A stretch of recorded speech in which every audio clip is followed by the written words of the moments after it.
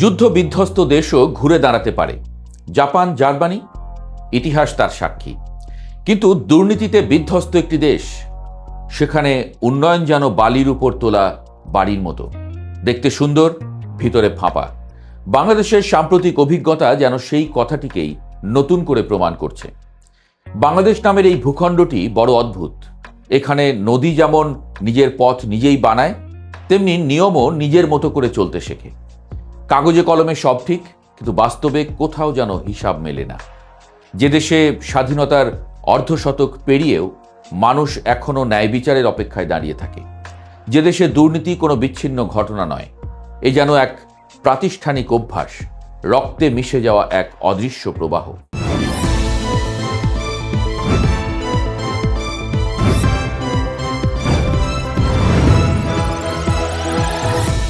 দল বদলেছে, স্লোগান বদলেছে, প্রতিশ্রুতির ভাষা বদলেছে, কিন্তু বদলায়নি সেই পুরনো অভ্যাস।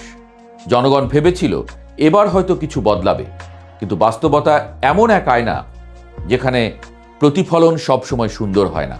বরং সাম্প্রতিক ঘটনাগুলো প্রমাণ করছে ব্যবস্থা বদলায়নি, শুধু মুখ বদলে গেছে।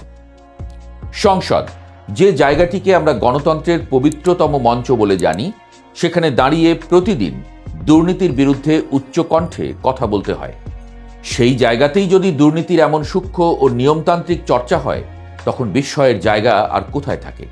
বরং বিস্ময়ই যদি না থাকে, সেটাই হয়তো সবচেয়ে বড় ট্র্যাজেডি। ঘটনাটি শুরু হোক একটি ব্যাগ দিয়ে, বাজারে যার দাম 4,000 টাকা, সেটি সরকারি কাগজে হয়ে গেল 34,400 টাকা। কেউ বলতেই পারে ব্র্যান্ডেড জিনিস, দাম তো বেশিই হবে। কিন্তু এখানে গল্পে একটু মোচড় আছে।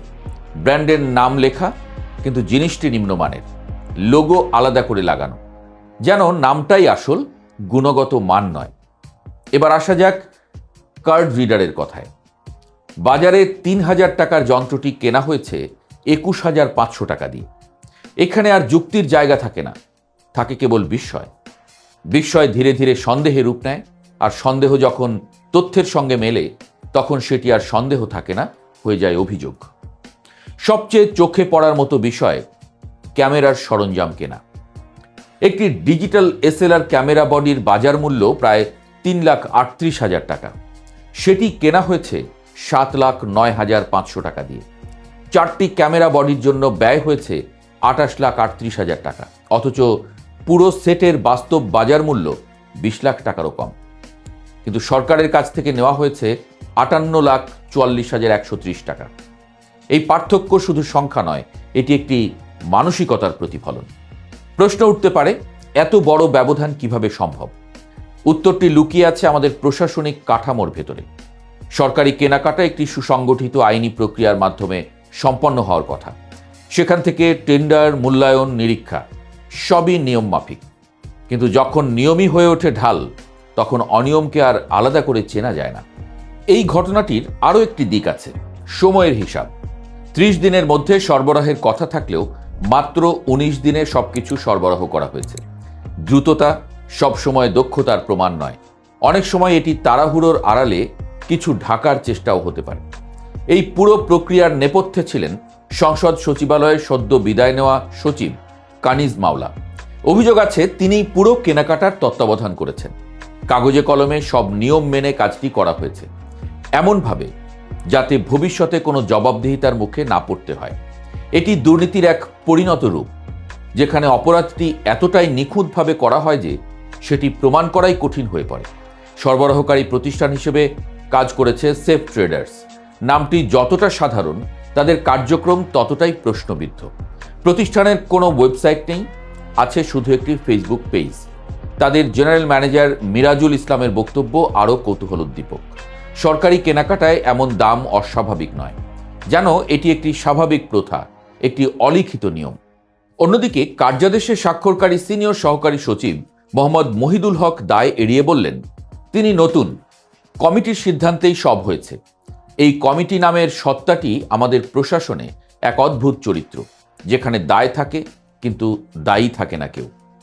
ফটোগ্রাফি পেশার সঙ্গে যুক্ত ব্যক্তিরা জানিয়েছেন, সংসদ অধিবেশন কক্ষের ছবি তুলতে সর্বোচ্চ 10 লাখ টাকার সরঞ্জামই যথেষ্ট। সেখানে 58 লাখ টাকার সরঞ্জাম কেনা শুধু অস্বাভাবিক নয়, এটি প্রায় অবিশ্বাস্য। আরও আশ্চর্যের বিষয়, টেন্ডারে জাপানি কোম্পানির পণ্য নেওয়ার কথা থাকলেও সরবরাহ করা হয়েছে অন্য ব্র্যান্ডের পণ্য। কোথাও লোগো লাগানো, কোথাও পার্টস বদলানো, সব মিলিয়ে যেন একটি সংযোজন শিল্প, যেখানে আসল পণ্য নয়, তার ছায়া বিক্রি করা হয়েছে। এই ঘটনা কোনো বিচ্ছিন্ন ঘটনা নয়, বরং এটি একটি বৃহত্তর প্রবণতার অংশ। ট্রান্সপারেন্সি ইন্টারন্যাশনাল বাংলাদেশ টিআইবি তাদের সাম্প্রতিক প্রতিবেদনে দেখিয়েছে, সরকারি কেনাকাটায় বাজার মূল্যের চেয়ে কয়েক গুণ বেশি দাম দেখানোর প্রবণতা এখনও বিদ্যমান। স্বাস্থ্য, শিক্ষা, জ্বালানি, প্রায় সব খাতেই একই চিত্র। জ্বালানি খাতে ক্যাপাসিটি চার্জ নামের এক অদ্ভুত ব্যবস্থা চালু আছে, যেখানে উৎপাদন না হলেও অর্থ দিতে হয়। আবার বিদ্যুৎ আমদানিতে মধ্যস্বত্বভোগীদের কমিশন বাণিজ্য এখনও পুরোপুরি বন্ধ হয়নি। অর্থাৎ সমস্যাটি শুধু একটি দপ্তরে সীমাবদ্ধ নয়, এটি একটি কাঠামোগত সমস্যা। বাজার ব্যবস্থাতেও একই চিত্র। নিত্যপণ্যের দাম বাড়ে, সরকার শুল্ক কমায়, কিন্তু সেই সুবিধা ভোক্তার কাছে কখনো পৌঁছায় না। মাঝে মাঝে কোথাও একটি অদৃশ্য হাত কাজ করে, যা সব কিছু নিজের দিকে টেনে নেয়। ব্যাংকিং খাতেও পরিস্থিতি উদ্বেগজনক। তারল্য সংকট, বিশেষ সুবিধায় ঋণ প্রদান এবং সেই অর্থ দিয়ে সরকারি বিল পরিশোধ, সব মিলিয়ে একটি চক্র তৈরি হয়েছে, যেখানে রাষ্ট্রীয় অর্থ ধীরে ধীরে নিঃশেষ হয়ে যায়। এই প্রেক্ষাপটে প্রশ্নটি খুব সহজ, এই বৃত্ত কি ভাঙবে? উত্তরটি জটিল, কারণ দুর্নীতি শুধু একটি কাজ নয়, এটি একটি সংস্কৃতি।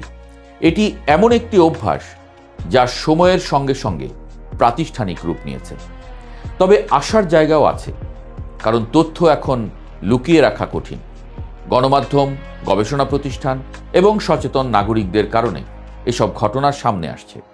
কিন্তু শুধু তথ্য প্রকাশ করলেই হবে না, প্রয়োজন কার্যকর পদক্ষেপ। দুর্নীতি দমন কমিশন, দুদক এবং সংশ্লিষ্ট সংস্থাগুলোর উচিত এই ধরনের ঘটনায় জড়িত প্রতিটি ব্যক্তিকে আইনের আওতায় আনা। শুধু নিচের স্তরের কর্মচারী নয়, বরং সিদ্ধান্ত গ্রহণকারী উচ্চপদস্থ কর্মকর্তাদেরও জবাবদিহিতার মধ্যে আনতে হবে। সবশেষে একটি কথা মনে রাখা দরকার, রাষ্ট্রের প্রতিটি টাকা জনগণের। সেই টাকার অপচয় মানে শুধু অর্থনৈতিক ক্ষতি নয়, এটি একটি নৈতিক ব্যর্থতা। বাংলাদেশ এগোচ্ছে, এটা সত্য, কিন্তু সেই অগ্রযাত্রায় যদি দুর্নীতির ভারে ধীর হয়ে যায়, তাহলে একসময় পথ হারিয়ে ফেলতে পারে। এখনো সময় আছে পথ ঠিক করার, নিয়মকে সত্যিকারের নিয়মে পরিণত করার। না হলে 4,000 টাকার ব্যাগ একদিন 4 লাখেও পৌঁছতে পারে, আর তখন বিস্ময়ও হয়তো আরও বিস্মিত হবে।